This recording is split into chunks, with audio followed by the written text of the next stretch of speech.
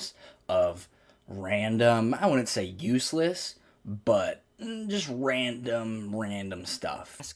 And you're going to Chili's to sit down with the fam, and a goddamn robot pulls up and tries to serve you.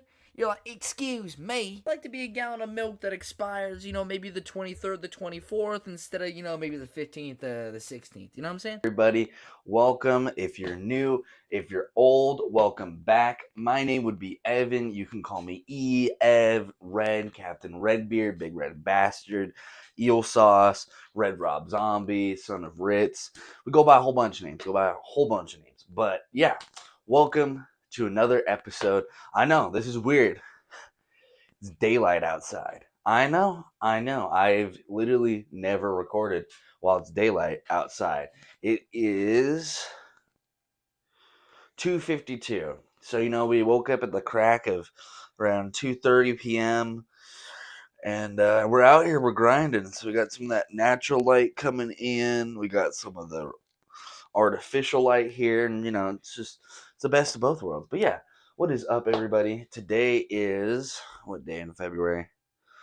Today is Sunday, February 4th. So yeah, the reason why I'm recording today is because yesterday, Saturday the 3rd, I went with my sister to go see Kurtis Conner up in Phoenix. And that was honestly a really, really, really, really fun show. So the venue itself was like such a hole in the wall place. So it was like on the outskirts of downtown Phoenix. So these big ass fucking skyscrapers. And then glad to know we weren't alone. But basically we're in the general area. Like we could see a sign for the venue. And we're in a general area, but we're not sure where to go. And there's other like groups and cliques of people also in the same boat. So we kind of thankfully, so when we turned into like the downtown area, it got really weird as far as like there was traffic cones set up and there was signs going this way and this way and this way and this way. It was just very anxiety inducing. So thankfully, luckily, we were able to find a little parking area, like a little lot, I guess you'd say. And it was interesting because we pulled up in the lot and then it had a big old QR code on this sign at the front of the parking space and it said pay here, and you just do it through QR code. So I thought that was kind of cool. Also pretty trustworthy, just assuming people or hoping that people are going to not just park their car and walk away like I totally may or may not would have done. But yeah, so we pull up and it's just like a couple blocks to the venue. And so we get into this general, like, almost like courtyard kind of area. And we're just kind of looking around like, where do we go? So eventually we end up clicking up with a group of like 8 people or something like that. And so I'm just like, hey, follow these people. I don't know where I'm going, but I ain't leading nobody, so you can't blame me, right?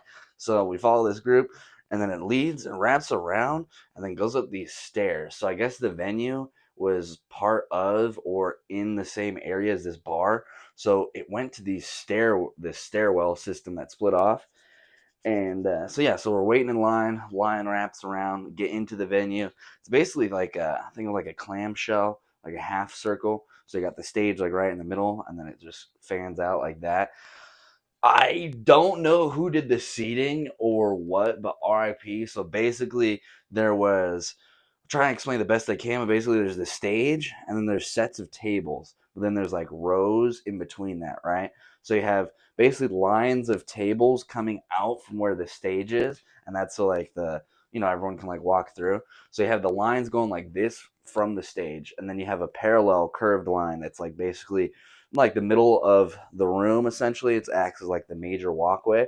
So you have all these tables in the front, and then there's like a bar ledge with tables here, and then behind us it's a little bit more elevated, a bar with a table, like one solid table, and then a couple more things behind us.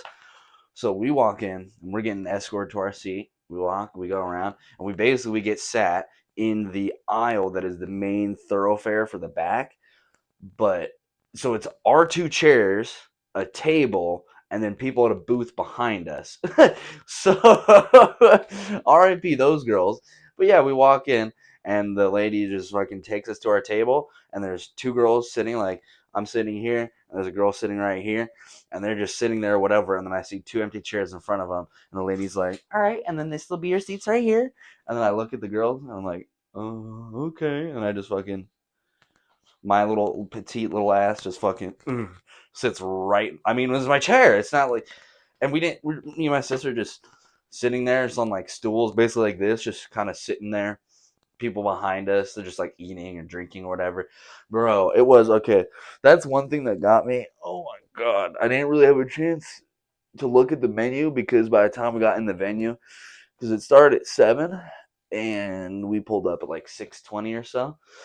Let's give it like 6:30 when we actually started going to the venue. So by the time we got in, the show didn't start, but shortly after the show started, or starting to start, and I didn't even look at the menu or anything. It was a 2-drink minimum, so we had to get drinks, and I didn't look at the menu or anything because it was fucking dark, and I felt kind of pressured. And then the lady hands me the menu, and then has holding her fucking phone flashlight or like holding her phone up as a light for the menu while the show's about to start. I'm just like, margarita, just give me a margarita. I didn't even fucking look at the menu. I was like, margarita. So then she comes back with the margarita. Motherfucker was like this big. Like, it wasn't even like a crazy sized glass, probably like that fucking big. And so I'm just sipping on it, sipping on it. The show itself was really good, but the tangent I was getting onto. So I got that. I got a margarita, a rum and coke. It was all into the same tab. Beer and a water, right? Because each of us had to have 2 drinks. My tab was $49 and some change. I looked at the receipt. The margarita, this fucking big, was $18 fucking dollars, and that bitch was watered down. How are you gonna give me a watered down marg and charge me fucking $20 for it?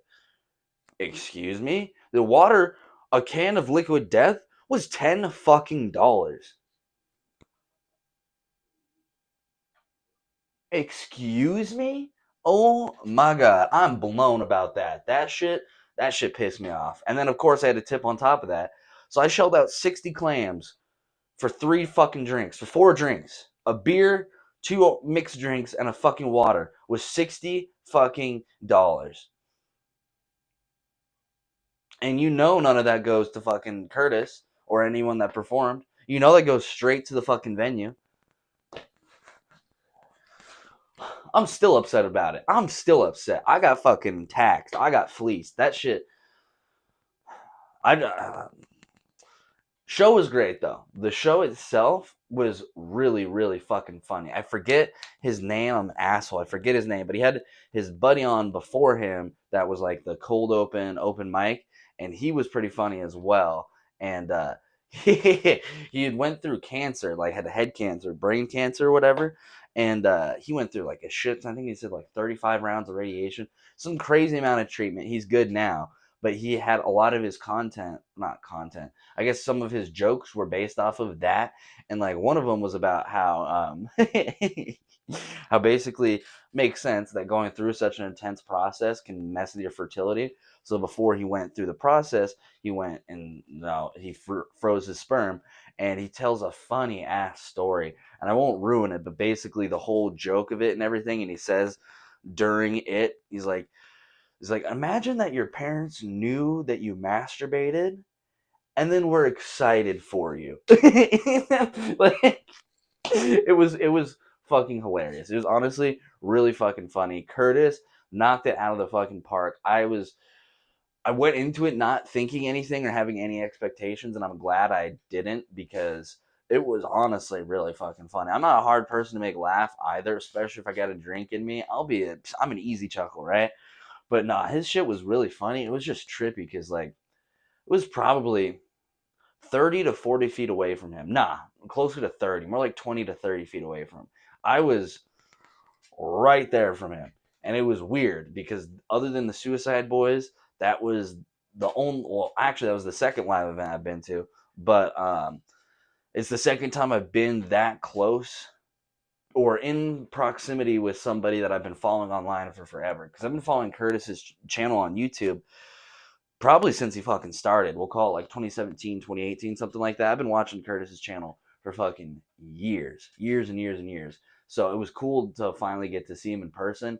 and it's just trippy because like here I am in the 3D in my meat flesh in the 3D, and then fucking right there is a dude that I've been watching on YouTube for the past like 5 years, right there, just right there. It was so weird. It was so surreal because like with the Suicide Boys, they were so fucking far away from me. They were just little tiny, like little figments. That's all I remember. They looked like little tiny ants and a whole bunch of flashing lights around them, just whatever. So it was pretty like depersonalized. It didn't really feel as whatever. But as soon as Connor came out and like poked his head through the curtain, everyone's like, "Woo, rah, rah, woo, rah, rah."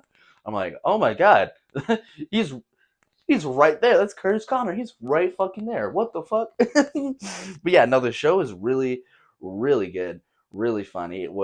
He had a whole range of stuff he talked about, from like serious shit to not serious shit. And then he tied in two serious things, but it was funny. So like he was talking about how his tour bus burned down in 22, I think. Yeah, in 2022. So he did bits and stand up about that, and then his stepdad passed away 6 months ago.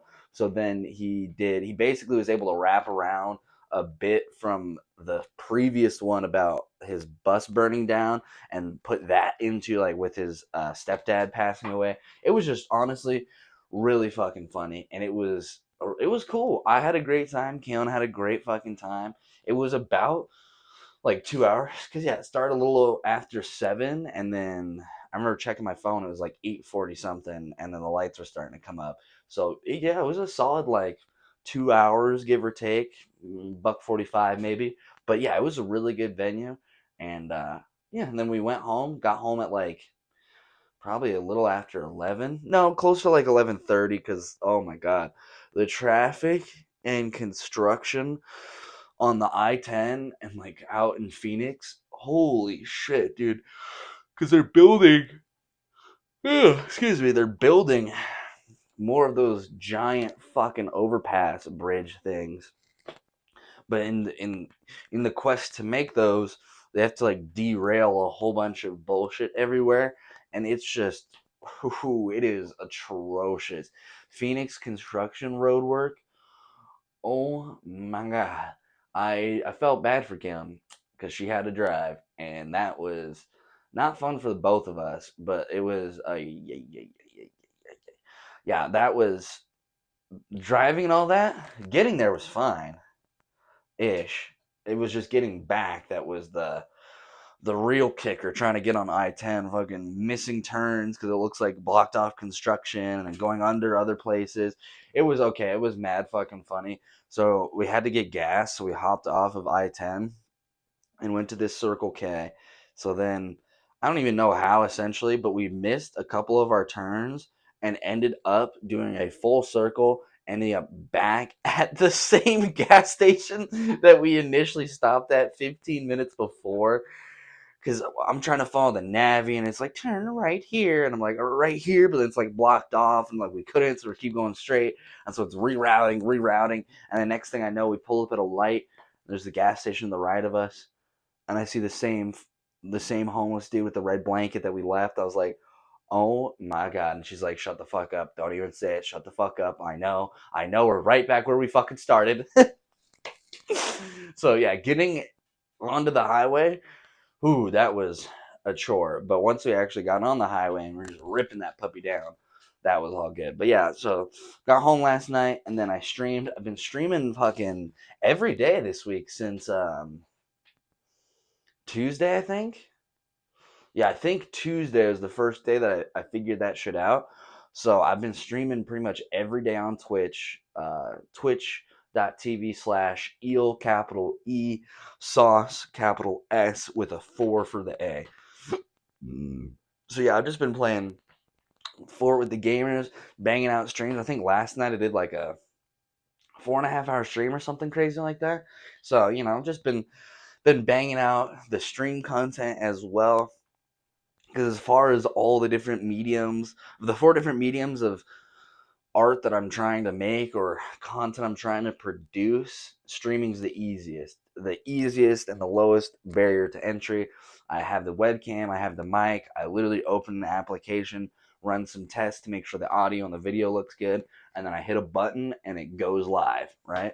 super easy. And then I hit a button and it canceled it. So that's the easiest one to just get shit out there.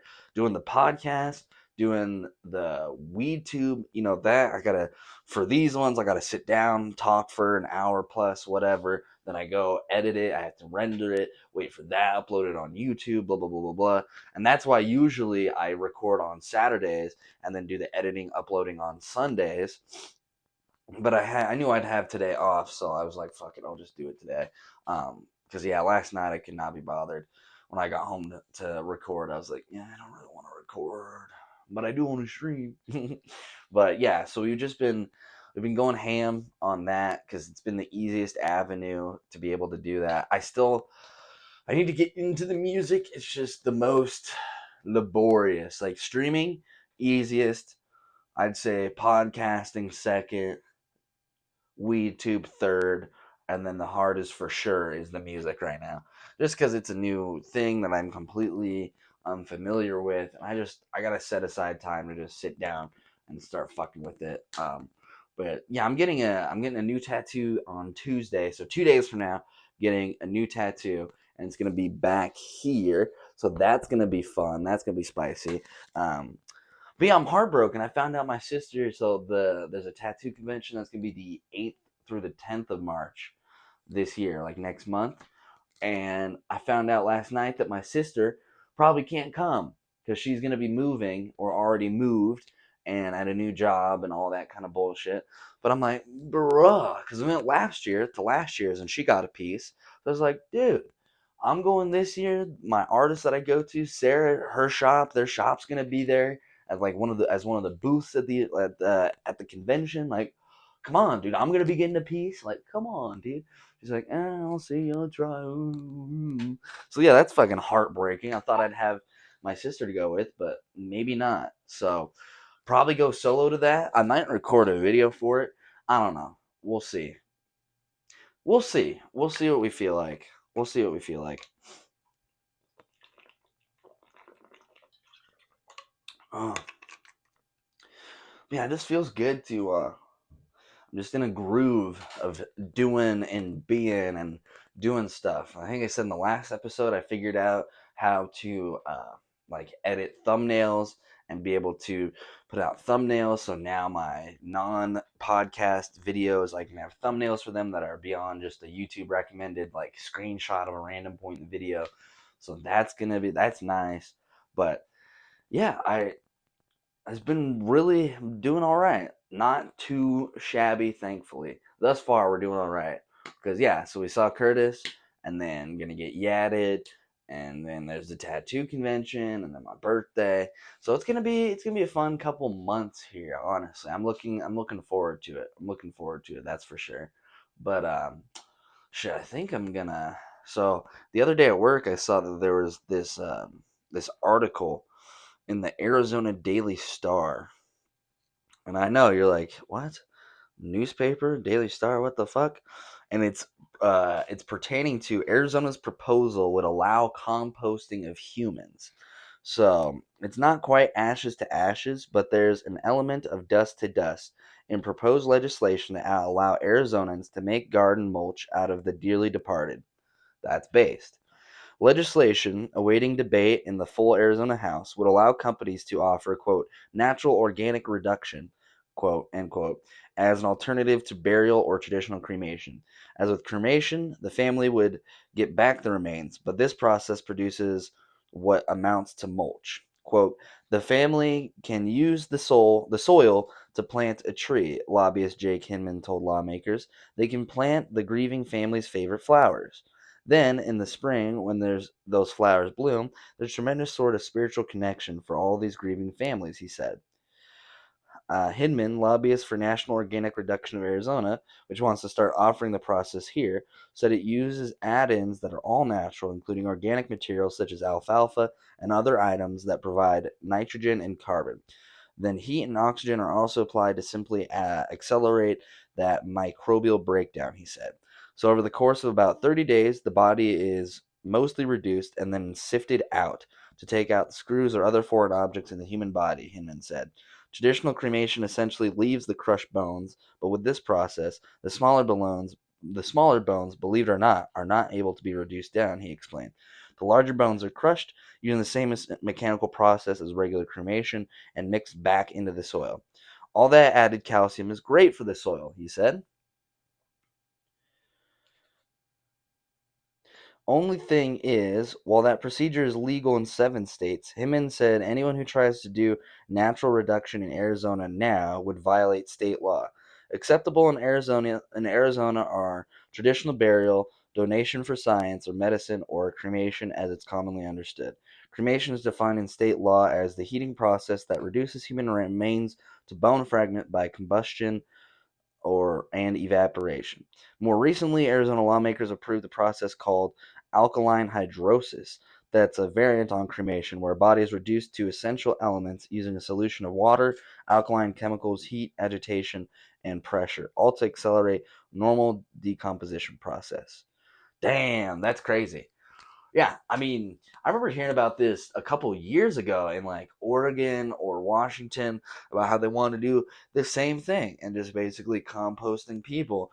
And they had like renderings, and it's basically like I don't even know what you say. It's like a facility, like a building, but then it has like little plots. And each plot is basically where somebody's buried. And then the people, you go to that plot, so like grand passes away, right, and then you can go get a plot for her, and then you can get petunias, which are her favorite flower, and then you could grow petunias using gram. Like, I think that is poetic. I think that is beautiful. I myself would love to get turned into a peach tree. I think there's nothing more poetic and beautiful about that than becoming, like, we exist and we take so much and we use so much. I think it'd be very poetic and very beautiful to finally be able to give back more than just the grass that would grow above us in a fucking cemetery, you know? Oh, that was a horrible squeak. See, it even got the dogs barking. But no, I think that'd be really cool and a nice alternative to, because yeah, funerals and being, it just seems, I don't know, the whole thing seems so impersonal otherwise. Or like you get cremated and now you're just a jar sitting on a shelf somewhere, that like, that's kind of crazy, you know? Like you're just a fucking jar.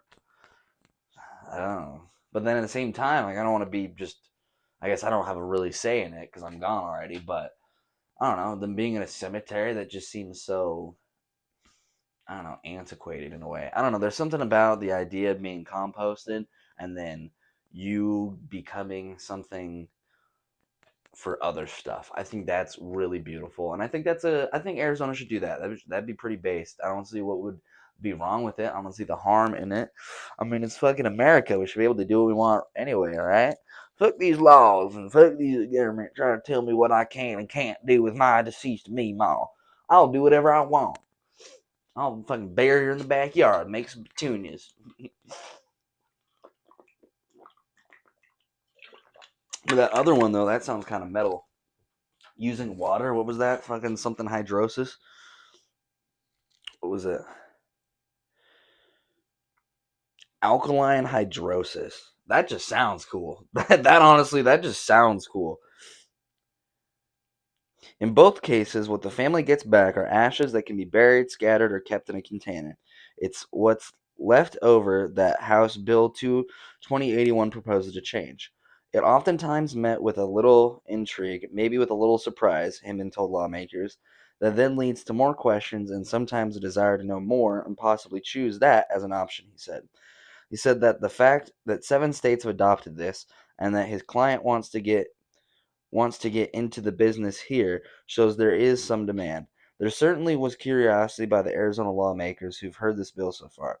Representative Kevin Payne, Republican from Peoria, questioned how much would be left. Timman said comes down to about a cubic yard, 3 feet by 3 feet by 3 feet, because it also includes all the organic material added to accelerate the process. Very intriguing, Payne said. But there's a practical consideration: how to handle what's left. After all, unlike processes that get rid of much of the liquid in the body, this keeps everything. That means that families end up with includes not just the weight of the dearly departed, but also the weight of everything else added. So think about getting not just an urn with ashes, but some kind of container weighing 200 pounds or more. That presents logistical questions, Hemming acknowledged, that families will have to answer when deciding if this is the way to go. Quote, families can pick up the soil if they have a large enough vehicle, he said. Yeah. Yo, you got that Tahoe with that extended bed? Yeah, just throw me in the back of the fucking truck, brother. You got a tow bed? Just fucking throw me in the back there, brother. That's fucking crazy. Yeah, that's fucking crazy. Then there's a question of whether. Come on, phone. Then there's a question of whether someone has use for that much soil. Hemming said the state of Washington has a program. The state of Washington has a program where the remains can be donated and used on reforestation and similar projects. That's cool. Representative Corey McGar suggested the legislation be dubbed the Circle of Life. That's funny. I'm a child of the 90s, said the Miranda lawmaker, and I remember The Lion King. Get the fuck out of here. That that refers to a talk Mufasa has with tiny Simba, his son. When we die, our bodies become this fucking phone rotation. Dude, come on, piss off. God damn, I'm trying to read. When we die, our bodies become the grass, and the antelopes eat the grass, Mufasa said.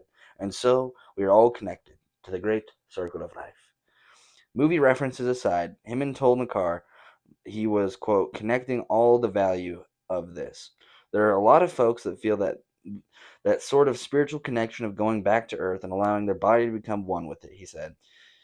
That was enough for fuck off. That was enough for HB 2018 to get unanimous approval of the House Committee Regulatory Affairs this past week and advance to the full House. An identical measure, Senate Bill 1042, sponsored by Senator T.J. Shope, R. Coolidge, is awaiting action this week in the Senate Committee on Finance and Commerce. Pook. What? There's a cost, of course, for those who choose natural organic reduction. Hinman estimates the cost process will set families back about $5,000. That compares with standard cremation without extras like the viewing services and certain containers can come in under $1,000. As to standard burial, all that depends on what a family wants. Plus, there are costs for embalming, which is not legally necessary, and the casket, which can be the most expensive element. Funeralocity.com puts the average cost of a funeral service burial in Arizona at $7,654. That doesn't include the cemetery plot. Damn, that's depressing. Bro, 5 bands to get turned into some mulch? That's not too crazy. I'll take that. I mean, shit. Cremation, if you don't do anything, is like a band. So, I mean, that's. But then, like, you're not doing anything, like nothing. You're just straight burning. That's crazy. Nah, fuck it. Make me a fucking 3 foot by 3 foot by 3 foot cubic mulch block, and then use me. Make me into some fucking oranges or some peaches, or be even cooler. Some motherfucker took because I guess they're called stone fruit trees, but probably butchering it. But like grapes, apples, pears, certain things like that. Some motherfucker made a single tree that has like 40 different fruits on it, like 40 different fruits on a single tree. So I want that shit. So I'm dead. I'm mulch. Get a seed for a fucking multi-fruit tree that has like oranges, apples, plums, fucking pears. Nah, fuck pears. Peaches. Get one of those hoes and plant that where I am, and then have that grow, and then eat my fruit. Because I think that would be cool to be a fucking multi-fruit plant. Oh, that'd be hard. Because yeah, I feel like with all the other ones, it's so impersonal. You know, like you either get reduced to ash that gets contained somewhere, or you're pumped full of chemicals and you're just in a box.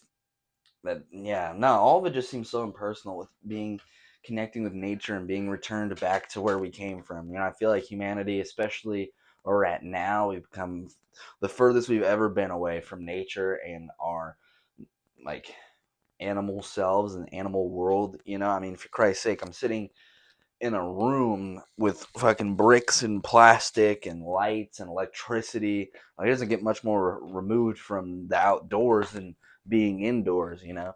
But I think it'd be cool to return back to nature in that kind of way, you know. And it's also, I think it's the best of both worlds, because then it's still a physical place that family can go visit, like a funeral, or like if you're in a graveyard, you know.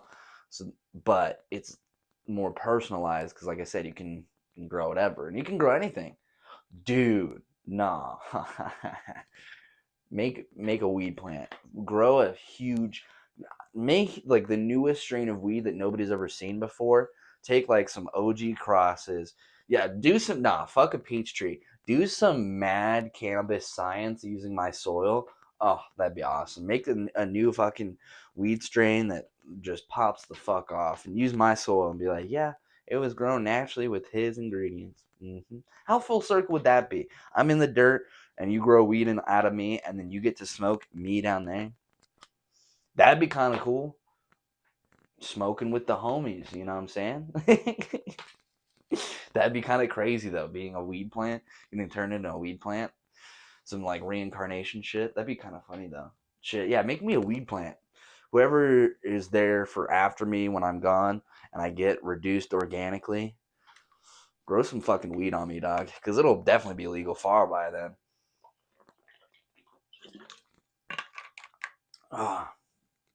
But yeah, just another week down. Like I said, Sunday, and on 2 days from now, get yadded, and then we'll just keep going from there.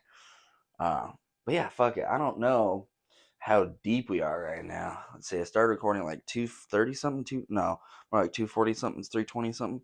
Perfect. Figure we bust out some little circle time reading here. We're starting to get pretty far into the book, actually. We're on page 70 or 71. Yeah, I think we're on page 70. So, without further ado, let's see. We'll finish from the bottom up here. Okay. If a person is healthy enough to admit he is a masochist and enjoys being enslaved and whipped, the real sadist is glad to oblige. Aside from the foregoing exceptions, the Satanist would not intentionally hurt others by violating their sexual rights. If you attempt to impose your sexual desires upon others who do not welcome your advances, you are infringing upon their sexual freedom. Therefore, Satanism does not, I repeat, Satanism does not advocate for rape, child molesting, sexual defilement of animals, or any other form of sexual activity which entails the participation of those who are unwilling or whose innocence or naivete would allow them to be intimidated or misguided into doing something against their wishes. Simple as, bruv. Simple as. No diddling, no fucking squirrels, none of that bullshit, alright? Just consensual human-to-human contact, alright?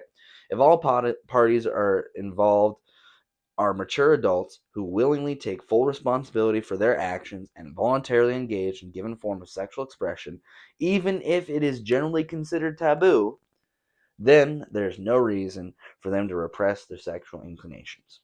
If you are aware of all the implications, advantages, and disadvantages, and are certain your actions will hurt no one who does not wish or deserve to be hurt, you have no cause to suppress your sexual preferences. Just as no two people are exactly the same in their choice of diet or have the same capacity for the consumption of food, sexual tastes and appetites vary from person to person. No person or society has the right to set limitations on the sexual standards or the frequency of sexual activity of another. Proper sexual conduct can only be judged within the context of each individual situation. Therefore, what one person considers sexually correct and moral may be frustrating to another. The reverse is also true. One person may have great sexual prowess, but it is unjust for him to belittle another whose sexual capacity may not equal his own, and inconsiderate for him to impose himself. Oh my god, I can't read. Inconsiderate for him to impose himself. I'm sitting over here, inconsiderate? What the hell does that mean? And inconsiderate for him to impose himself upon the other person, i.e., the man who has a voracious sexual appetite, but whose wife's sexual needs do not match his own. It is unfair for him to expect her enthusiastically respond to his overtures, but she must display the same degree of thoughtfulness. In the instances when she does not feel great passion, she should either passively but pleasantly accept him sexually, or raise no complaint if he chooses to find his need release elsewhere, including autoerotic practices. The ideal relationship is one in which people are deeply in love with one another and are sexually compatible. However, perfect relationships are relatively uncommon. It is important to point out here that spiritual love and sexual love can, but do not necessarily, go hand in hand. If there is a certain amount of sexual compatibility, often it is limited, and some, but not all, of the sexual desires will be fulfilled. There is no greater sexual pleasure than that derived from association with someone you deeply love, if you are sexually well suited. If you are not suited to one another sexually, though, it must be stressed that lack of sexual compatibility does not indicate lack of spiritual love. One can, and often does, exist without the other. As a matter of fact, uh, often one member of a couple will resort to outside sexual activity because they deeply love their mate and wish to avoid hurting or imposing upon their loved one.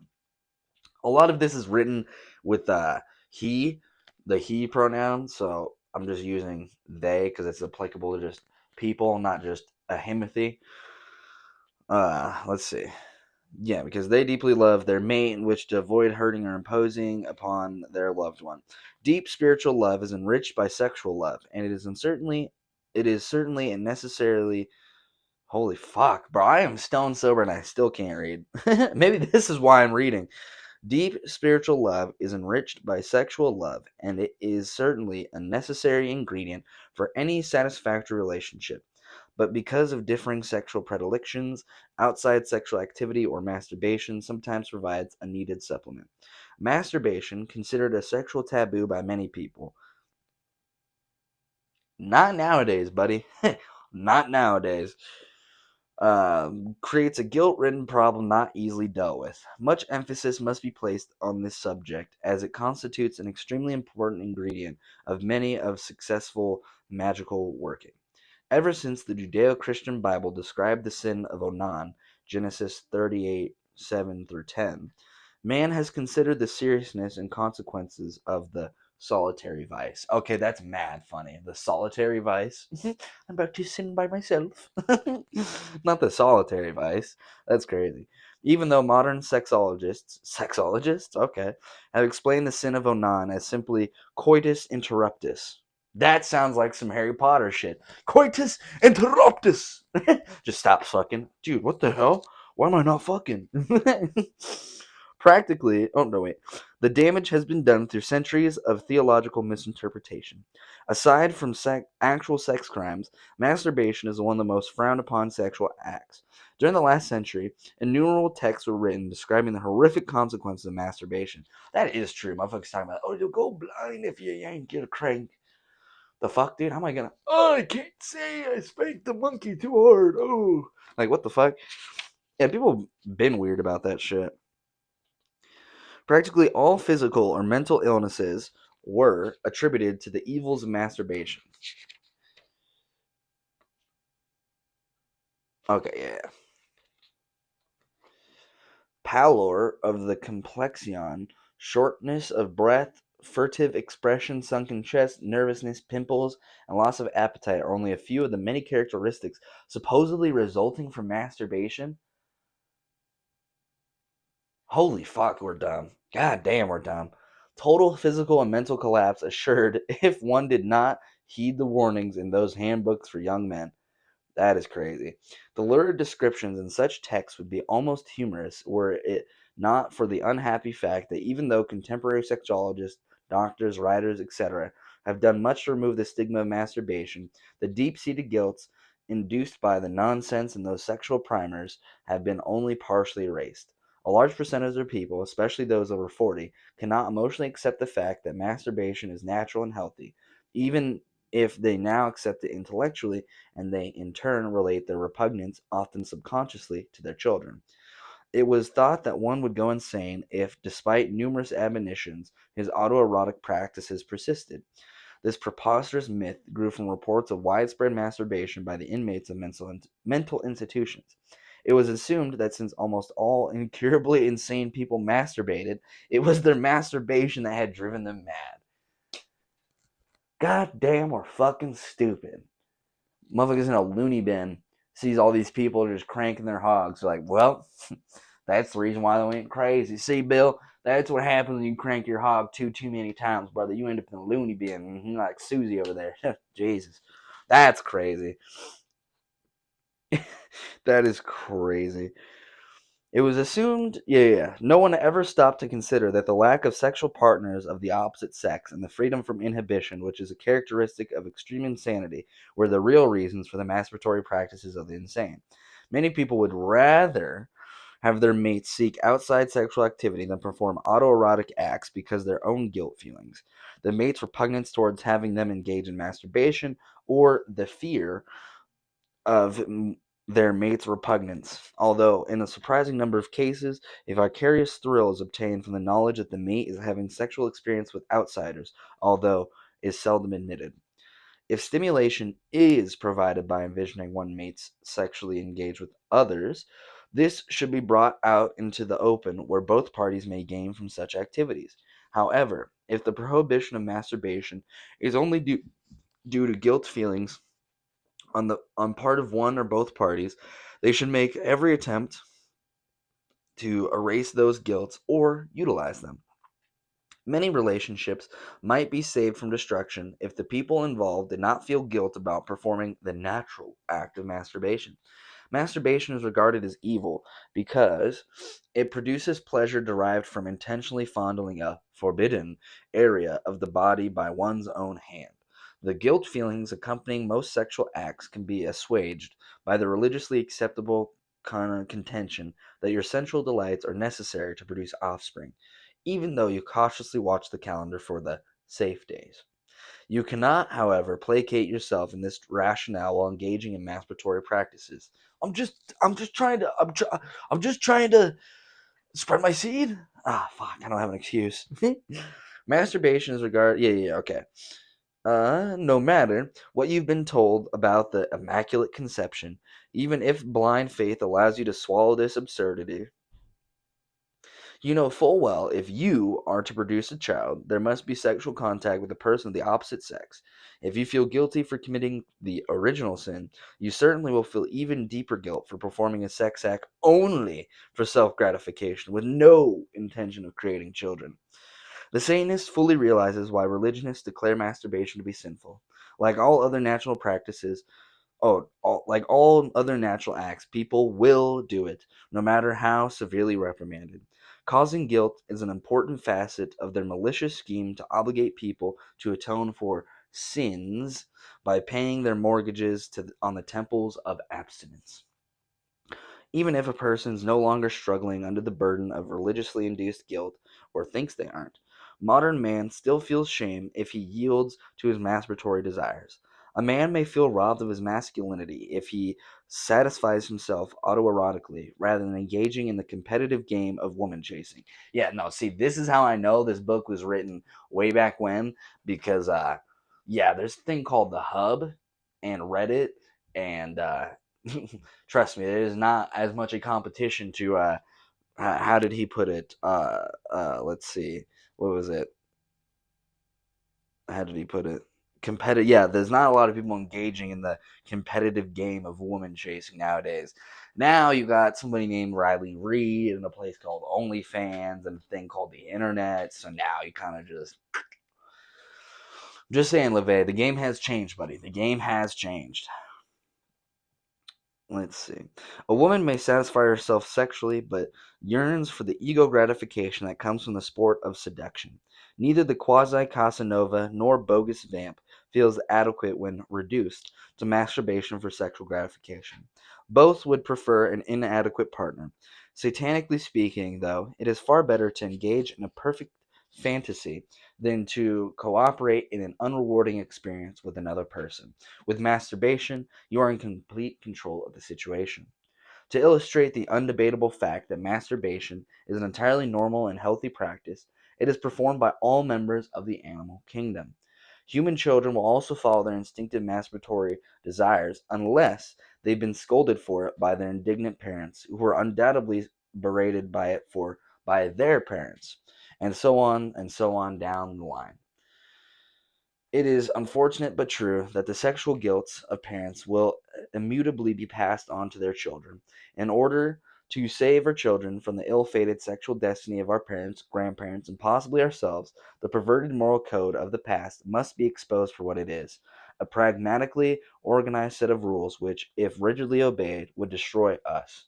Unless we emancipate ourselves from the ridiculous sexual standards of our present society, including the so-called sexual revolution, the neuroses caused by all those stifling regulations will persist.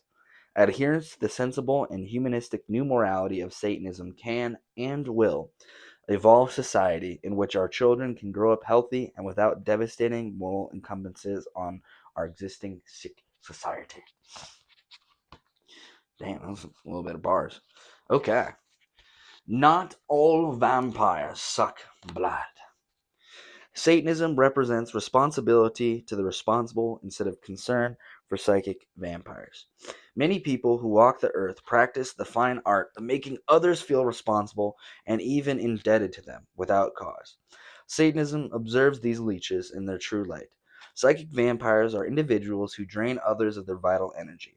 This type of person can be found in all avenues of society. They fill no useful purpose in our lives and are neither love objects nor true friends. Yet we feel responsible to the psychic vampire without knowing why. If you think you may be the victim of such a person, there are a few simple rules which will help you form a decision. Is there a person you often call or visit even though you really don't want to because you know you'll feel guilty if you don't? Or do you find yourself constantly doing favors for one who doesn't come forward and ask but hints?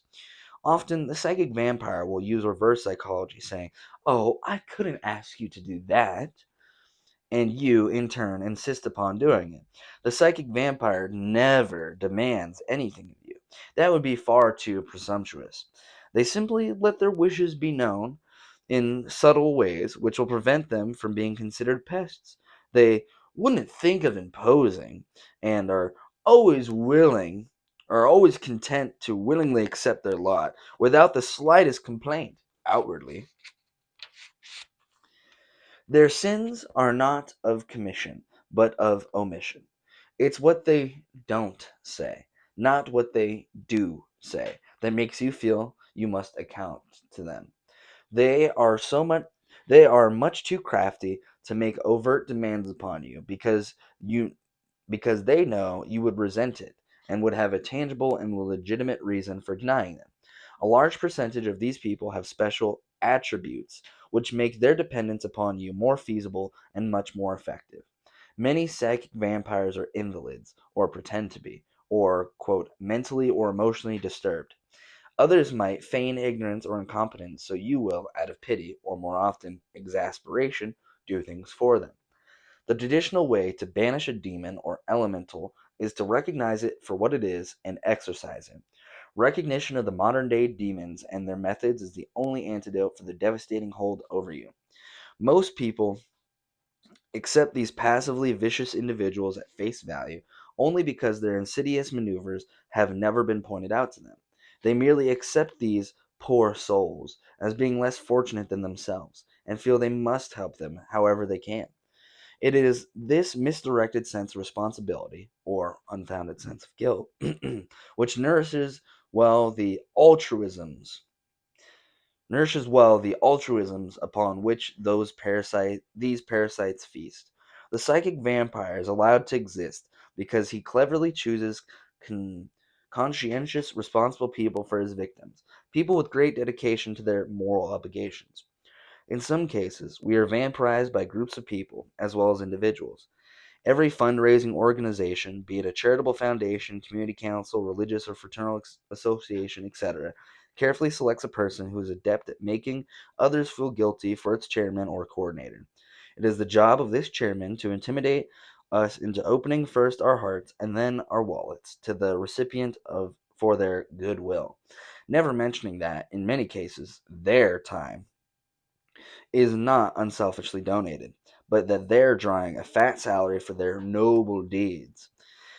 They are masters at playing upon the sympathy and consideration of responsible people. How often we see little children who have been sent forth by these self-righteous fagins. It's a capital F in the middle of a sentence, so I think that's a group of people. but that word is a little sassy. Sorry, Sweaty, can't be calling people fagins. Or maybe is that like a fake pagan? Is that what a pagan is? You're just a fake pagan. Come on.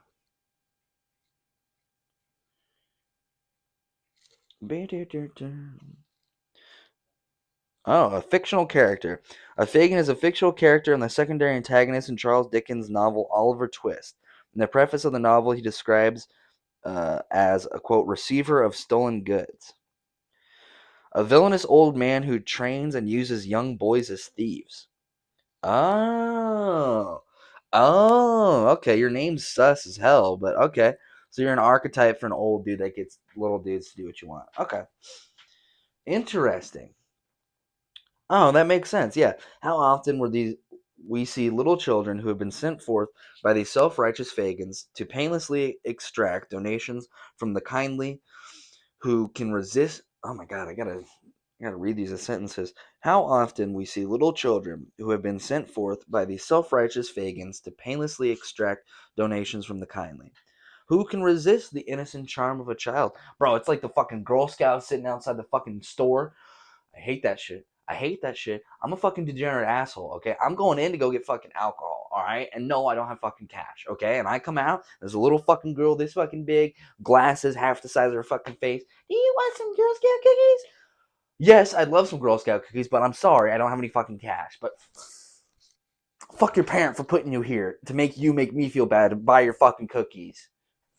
Fuck your parents, not you. You're cute, but your parents. Fuck your parents. Ugh, I hate that shit. Make me feel bad. There are, of course, people who are not happy unless they are giving, but many of us do not fit in this category. Unfortunately, we are often put upon to do things we do not genuinely feel should be required of us. A conscientious person finds it very difficult to decide between voluntary and imposed charity. He wants to do what is right and just, and finds it perplexing trying to decide exactly who should help and what degree of aid should rightfully be expected of him. Each person must decide for themselves that their obligations are to their respective friends, family, and community. Before donating their time and money to those outside their immediate family and close circle of friends, they must decide what they can afford without depriving those closest to them. When taking these things into consideration, they must be certain to include themselves among those who mean most to them. They must carefully evaluate the validity of the request and the personality or motives of the person asking it of them. It is extremely difficult for a person to learn to say no when all his life he has said yes. But unless he wants to be constantly taken advantage of, he must learn to say no when circumstances justify doing so. If you allow them, psychic vampires will gradually infiltrate your everyday life until you have no privacy left, and your constant feeling of concern for them will deplete you of all ambition. A psychic vampire will always select a person who is relatively content and satisfied with his life. A person who's happily married, pleased with their job, and generally well adjusted to the world around them to feed upon. Oh, well, no wonder I've never had to deal with a psychic vampire. We ain't got none of that shit going on. The psychic vampire looked at me like, ooh, not today. I will go over here. No wonder. Therefore, be wary of anyone who seems to have no real friends and no apparent interest in life except you. He will usually tell you he's very selective in his choice of friends, or doesn't make friends easily because of the high standards they set for their companions. To acquire and keep friends, one must be willing to give of himself something of which the psychic vampire is incapable. But they will hasten to add that you fulfill every requirement and are truly outstanding exception among men. You are the one of very few worthy of their friendship. Lest you confuse desperate love, which is a very selfish thing, with psychic vampires. The vast difference between the two must be clarified. The only way to determine if you are being vampirized is to weigh what you give the person compared to what they give you in return. Excuse me. You may at times become annoyed by the obligations put upon you by a loved one, a close friend, or even an employer. But before you label them a psychic vampire, you must ask yourself, what am I getting in return? If your spouse or lover insists that you call them frequently, but you also require them to account to you for their time spent away from you, you must realize this is a give and take situation. Or if a friend is in the habit of calling upon you for help at inappropriate moments, but you similarly depend on them to give your immediate needs priority, you must regard it as a fair exchange. If your employer asks you to do a little more than is normally expected of you in your particular position, but will overlook occasional tardiness or will give you the time off when you need it, you certainly have no cause for complaint and need not feel he is taking advantage of you. You are, however, being vampirized if you are incessantly called upon or expected to do favors for someone who, when you need a favor, always happens to have other pressing obligations. Many psychic vampires will give you material things for the express purpose of making you feel you owe them something in return, thereby binding you to them. That's sneaky.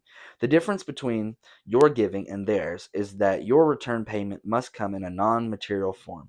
They want you to feel obligated to them, and they would be very disappointed and even resentful if you attempted to repay them with material objects. In essence, you have sold your soul to them, and they'll constantly remind you of your duty to them by not reminding you. Being purely satanic, the only way to deal with a satanic vampire is to play dumb. Act as though they are genuinely altruistic and really expect nothing in return. Teach them a lesson by graciously taking what they give you, thanking them loudly for all to hear, and walking away. In this way, you come out the victor. What can they say? And when you are inevitably expected to repay their generosity, this is the hard part. You say no, but again, graciously. When the first feel when they first feel you falling from their clutches, two things will happen. First, sympathy will return, and when and if it doesn't, they will show their true color. Wait. Okay, no, I skipped some. When they feel you falling from their clutches, two things will happen. First, they will act crushed, hoping your old feelings of duty and sympathy will return, and when and if it doesn't, they will show their true colors and become angry and vindictive. Once you have moved them to this point, you can play the role of the injured party.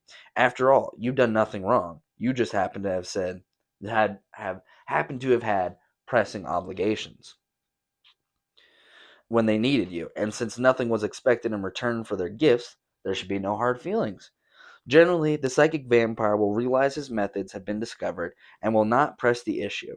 He will not continue to waste his time with you, but will move on with his next unsuspecting victim. There are times, however, when the psychic vampire will not release their hold so easily and will do everything possible to torment you. They have plenty of time for this because